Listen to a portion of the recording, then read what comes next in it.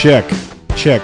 All right, welcome back to the Ron and Don Show. It is grilling time here.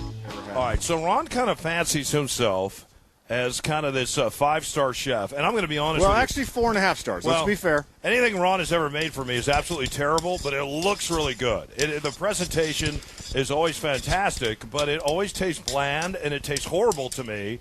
Anyway, you told me that if I brought in one of the best chefs here in Seattle, you could take him down to Chinatown, just like Robert De Niro did in Meet the Fockers. Right? I'm hoping to. I think that this dish. I'm very confident in this dish. The only thing I'm not confident in. All right, here we go. This is my.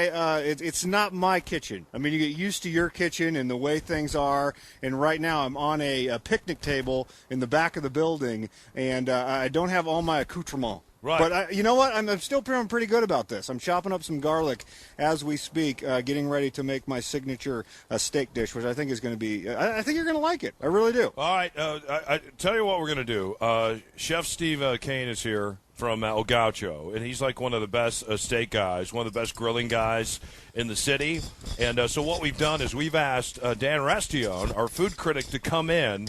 And, when we've done this before, when we had like a crock-off, right? Everybody, I think there was 5 of us. It was Sean and yourself and Dan Rastion and a couple other people. And who won the crock-off, by the way? I was expected to lose the crock-off, but how did Don of the Ron and Don do during the crock-off? Do you remember? I don't think you're ever going to let me forget that. Oh, that's right. You brought in the judge. Oh, that's right. I won the crock-off, isn't that? And you had someone walk you through the recipe. So, I mean, yeah, you know what? Your crock-off dish was very good. I asked a simple question. I didn't ask for any talk back. Blah, blah, blah. I just said, who won the crock-off? Your dish was very good. I will give you that.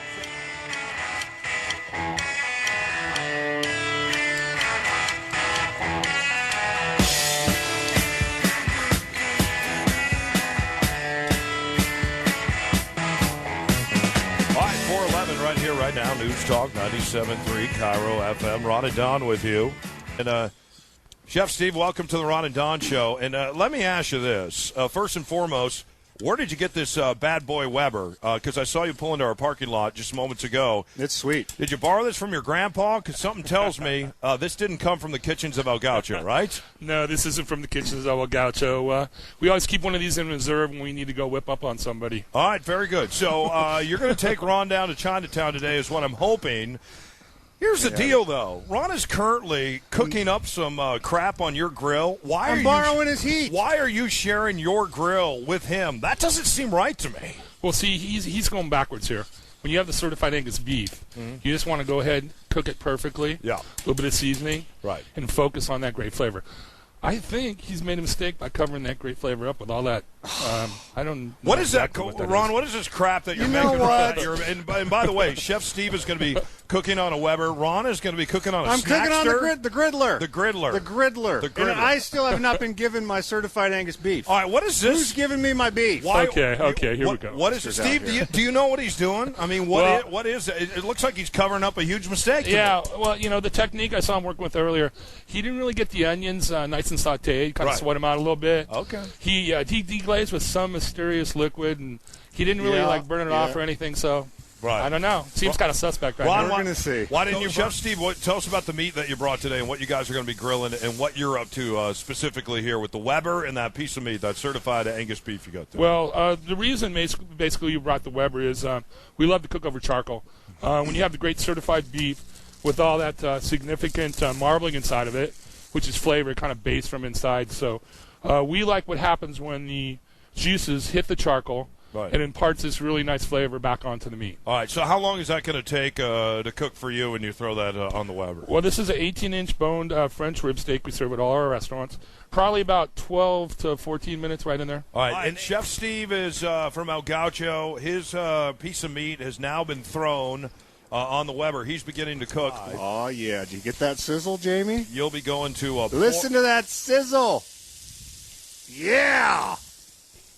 Yeah, did you hear it? That's really hard to do, by the way, to get something to sizzle. Hey, you're such a 5-star chef. Sizzle and Unbelievable. the steak. You made something sizzle.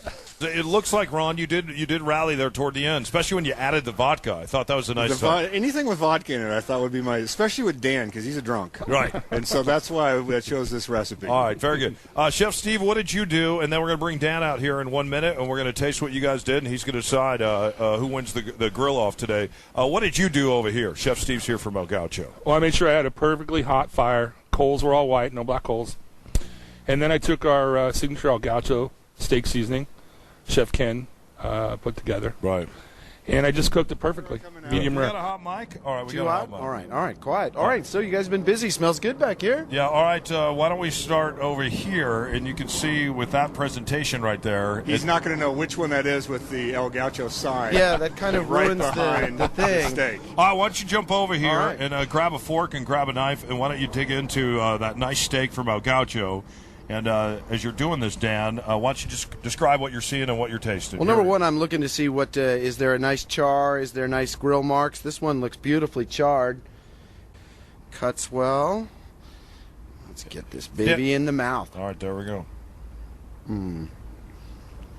That's a nice piece of meat. Thank you, Dan. That's cooked just right. Just enough char, nice and simple. Now, I don't know which got cooked on what, Right. but I'm guessing that was on a charcoal grill, which is the only grill I really like, Yeah. by the way. And Dan's just going to continue to eat the whole All right, entire I can't piece eat of- the whole thing. That was excellent. All right, very good. Come on over here because, Ron, again, you've been cooking on the what? What have you This been is doing? on the griddler. Yeah. And then, Dan, I also have my Bloody Mary steak sauce if you'd like to There? do a dip right there. So you want him to dip?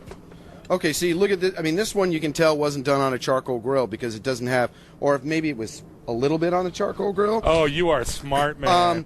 You see, the grill marks only go one way. Yeah. If I had given that to my chef, he would have thrown that right back in my face. Wow. Because you really want either the nice char like that over there, or you want the nice X marks. Ron, you know what I mean? was this meat at any point in time on a charcoal grill? Well, Was It looks a little bit. I thought this was a double-blind taste test. What are we doing here? Let's take a look deeper inside for Wow. a second.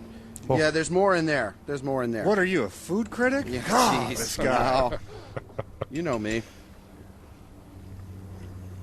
Yeah. Now, it's good try, meat. try a bite with sauce. All right, I'll try the with sauce. It just doesn't have that char. You know what I mean? That's why propane people, they don't know what they're doing. It's got to be wood Really or good meat. charcoal. Whoa, that's got a zing. I know that you're a barbecue guy from way back, Dan. I catered this specifically to the judge. It's basically Okay. a pot full of vodka. I got to try that one more time. Is that it? Yeah, he took a pot. He's filled It's up with vodka. vodka. It's just El Gaucho's Your meat. thoughts on who's our winner today? Is it Chef Kane from El Gaucho or Ron? I got to give it. I got to give it to the chef. I Thank got to you give it to very the much. chef. But and I'd say that his skill is obvious. But I mean, once again, I can't help but keep pimping the charcoal. But let me ask you this: the though. real stuff. So It's tricky though. You can't That- just that throw is stuff on good. there. so Ron You guys lost scoot again. aside. I would say Ron was handicapped in terms of his choice of technology. I'm just asking a yes or no question. Did Ron lose another it was pretty good, though. cook-off It was pretty good. on the Ron and Don show? I would say Ron was the best amateur chef in this contest. But he out of the two chefs. I would say Ron came in second. Don, try this.